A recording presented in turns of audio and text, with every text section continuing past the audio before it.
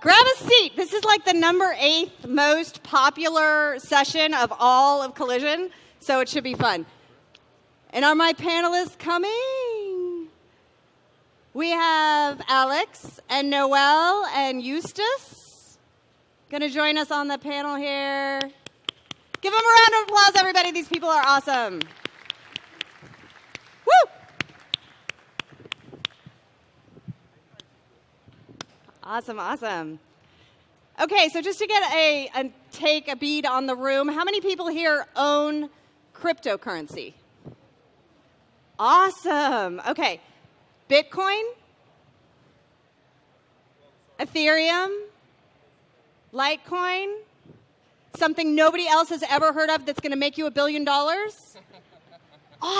awesome, awesome. Okay. It's seriously cool because if you'd asked this question a year ago, I think maybe 15 people would have raised their hands. Maybe 15 people. So it has really taken off. As a matter of fact, last year we were talking about ICOs and people are like, what's that?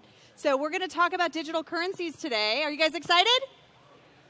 Okay, we like reactions. Hashtag CollisionConf if you have questions. If questions come up during the session, tweet it and hashtag it, and we'll answer them afterwards. That would be awesome. I do want to go down the panel. I want to start with you, Justas. Give me 2 minutes about what it is you do so that they have an idea. Yeah, so at Monetha, we're creating a decentralized trust and reputation system with inbuilt payments on the Ethereum blockchain powered by smart contracts. So that everybody understood that, let me give you a little bit of a simpler explanation. We're building a reputation platform for e-commerce. So for the buyers to feel protected, to feel safe when they're buying, and for the sellers to build their reputation online. And where blockchain comes in is the two main factors, is the immutability, which means the records cannot be deleted, so you know that you don't have to trust the company, you don't have to trust Monetha of not manipulating those ratings, but you have to trust the blockchain technology. And the second thing is the transferability of those records. So in order for you to build your reputation online, you're essentially giving out your reputation, and marketplaces own that. You don't own your reputation online. And how we want to empower the sellers, the merchants online, is give them the universal passport for their reputation that would be transferable through other platforms. That is awesome. Sounds like Travelocity needs to know you, too. So, I'm Noelle. I'm with CoinDesk. We are the #1 media resource in the blockchain cryptocurrency sector. We've been covering the sector since 2013, and it is changing so fast. I mean, I dedicate every single day to this, and I can't even keep up with all of the changes. It is, however, a privilege to work in such an interesting sector, a sector that is actually have potential to change how we see fundamental aspects of the way civilization is constructed. It's also interesting to see the amount of hype in the sector finally getting called out, and really glad to be here. I think that's so funny. I wrote the book Minting the Future, and I started writing it last year, and every time it comes back from the editor, I have to rewrite it because it changes so quickly. The future does tend to do that. It's really annoying, isn't it? It's very, very annoying to try and write a traditional book in a market that is not at all traditionally paced. So I'm Alex. I work on Kin, which is a cryptocurrency that was started by Kik. This is a growth summit, and Kik was literally the fastest growing thing on the internet. So Kik grew to 1 million users in 15 days, 2 million users 7 days after. Really scaled very, very fast, and then started to hit some bumps, right? So initially, BlackBerry said, hey, you need to take this app from the BlackBerry network, and Kik started to grow again from scratch, building an amazing user experience, hundreds of millions of users. But there's always a question, so how are we going to monetize? Focusing on user experience, at some point, you need to make money, right? And it was obvious that we didn't want to do ads. And even if we would have done ads, it wouldn't be good to compete with the monopolies that we see today in the industry. And cryptocurrency creates a new paradigm where we can basically change how value is distributed online, both for the developers, for the digital services, the platforms like Kik, and for consumers, which are the ones that are actually creating the value. And cryptocurrency really allows a way for both sides to be on the same team, users being able to earn for their contribution online, and developers being able to earn just by facilitating those user-to-user value exchanges. So Kin is integrated into Kik and going to be integrated into many other digital services. That's wonderful.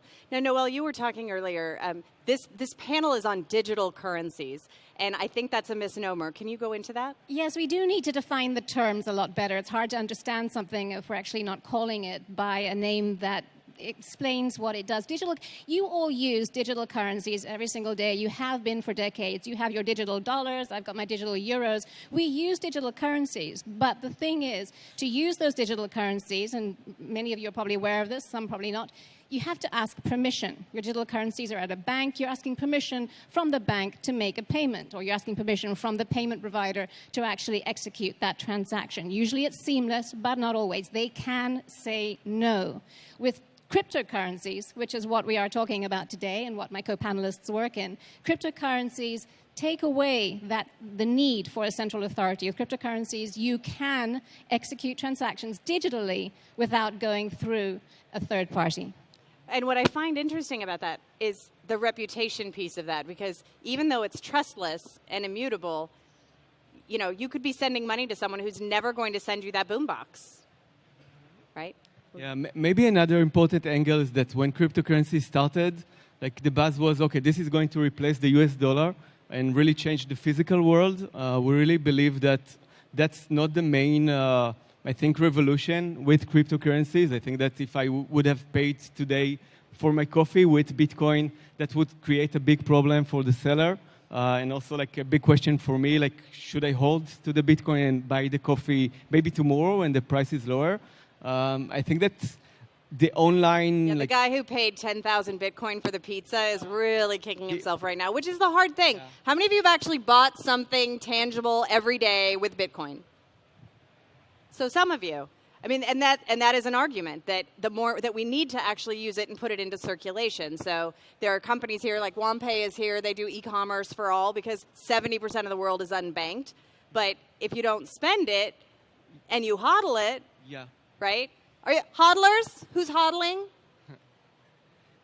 So you should hodl. I'm telling you. Just sorry. So that wasn't financial advice.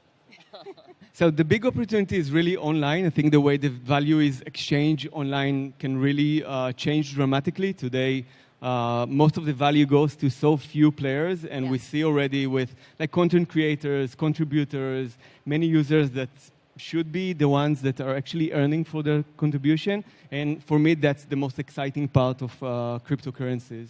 Well, what I love, so what you're doing is a peer-to-peer, decentralized, they can't delete you reputation score, kind of like eBay's trust score, right? In a sense, yeah. In a sense.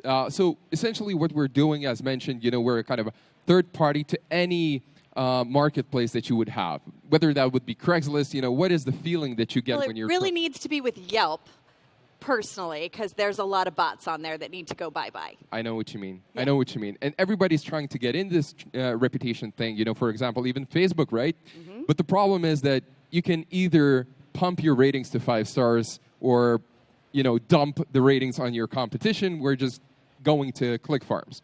But, going back to the kind of the cryptocurrency talk, I think that everybody's so focused on the cryptocurrency as a currency, and that may not be the best name for these assets. Engineers are not the best marketeers. No, they're not. And tokens might be just a little bit of a better name, but now as everybody understands cryptocurrencies as a value exchange, the same as in late 1990s, people understood that, internet is email. But it's not. It's a protocol on which applications can be built. And, many different companies like Alex's, like mine's, they are trying to really implement the best of what it is from blockchain. And that's not only the value exchange. It's not the killer app yet. Maybe another important angle in what you're doing is that I, as a user, I live on many different platforms, right? And today, things like identity, reputation are so centralized. So few companies actually control all the information, all the user data. And I think that's another angle with blockchain technology, where users should be able to take their information, their data, their value, and use it across different online platforms. And I think this is one of the key promises that blockchain has. I want to be able to sell my data because I'm valuable. I'm like the #1 archetype of the consumer that buys 80% of everything. And actually, if I could jump in, one thing that Justas says is something that we need to be aware of. We don't really know how to call these assets because we cannot even begin to conceive of what they are able to do. I mean, we have here assets that can be used to buy things. We have here assets that can be used to move titles, to move property. We have assets that can be used to control reputation, to own it. We have assets that can be used to create economies, microeconomies, where they haven't been before. We are able, through this new technology, to put value on things that we have not been able to value before. And so it's understandable that we all are collectively struggling to figure out what do we call these things. And if we're having trouble with it, then imagine what investors must be going through. Imagine what the regulators must be going through, trying to understand where this is going. We don't know where this is going. I mean, back when the internet started, none of us imagined YouTube or Netflix. What's interesting is I find that mainstream adoption is kind of hit and miss. We've got mainstream media that really doesn't understand it all. Thankfully, we have you, and you actually verify. I was like, oh, but you don't have to verify and fact-check nowadays news, right? So we're doing it better, everything better, and more transparently in blockchain. But the interesting piece for me is the mainstream applications. Like, I have a dating app called Lolly. Who here knows what a dating app is? Everybody should know what it... Concept, normal, right? Kik, 20 million users. Incorporating blockchain into something that's already understood, it's like going from CDs to DVDs. They'll go, okay, I can make that leap. That's a little leap. So talk about how you're integrating into the platform the tokens. Because the whole thing about tokens, like, is it a subway token? Or is it a video game token? Or is it a token that I can get equity for? Like, that's why I don't want to call it, we don't know what to call it. But talk about the user experience and how the mainstream user is going to understand this better. So we have a Kin wallet inside of the Kik Messenger app, right? And users can actually earn and spend Kin just by using the product that they already use on a daily basis. So users will be able to, for example, moderate a group, a chat group on a subject that they are strong and earn on that moderation, or create stickers and sell those online. And all those transactions are actually going between the users. No one is taking a cut out of that.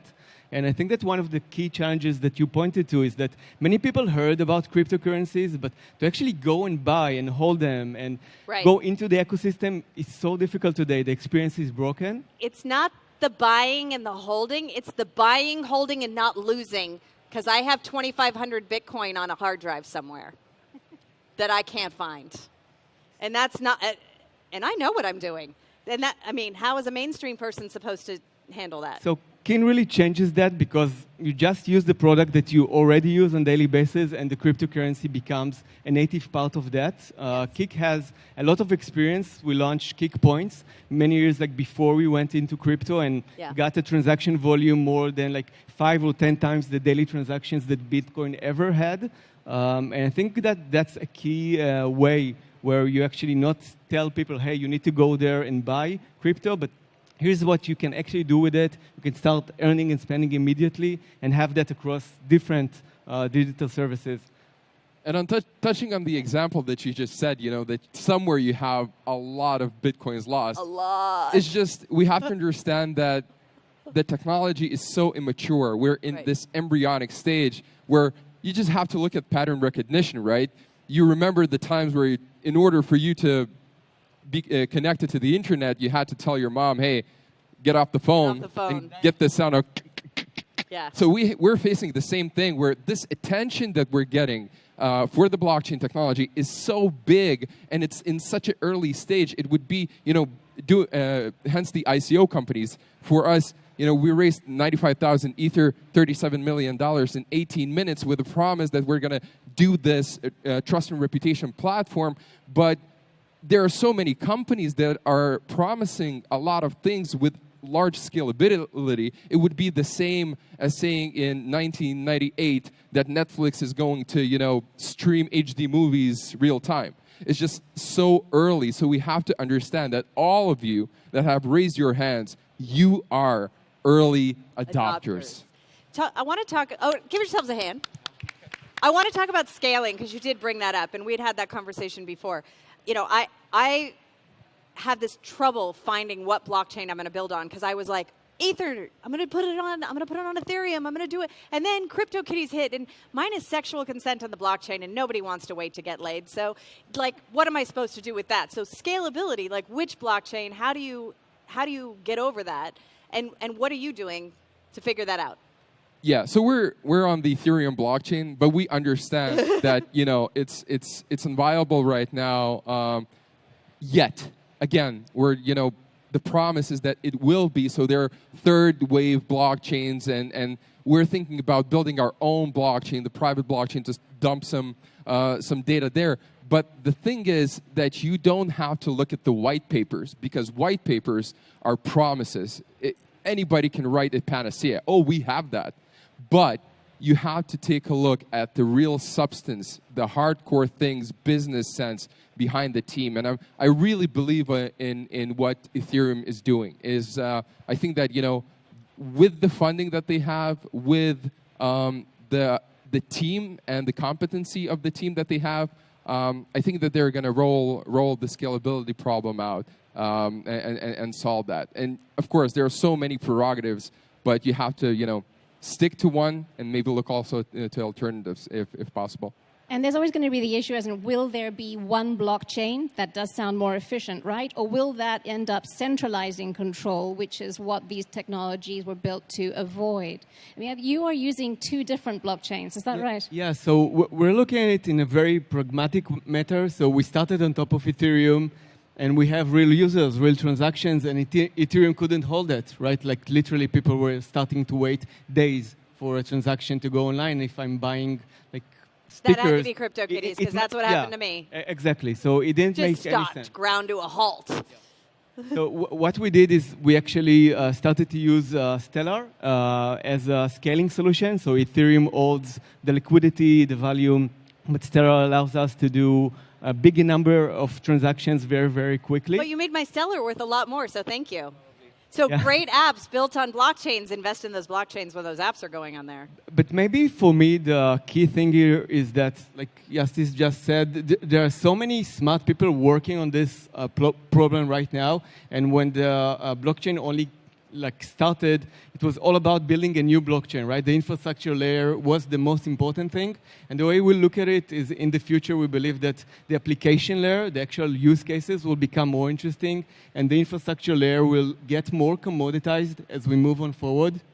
When you look at top 10 cryptocurrencies today, 3 of them are basically forks of other projects, and there are so many improvements that are being done.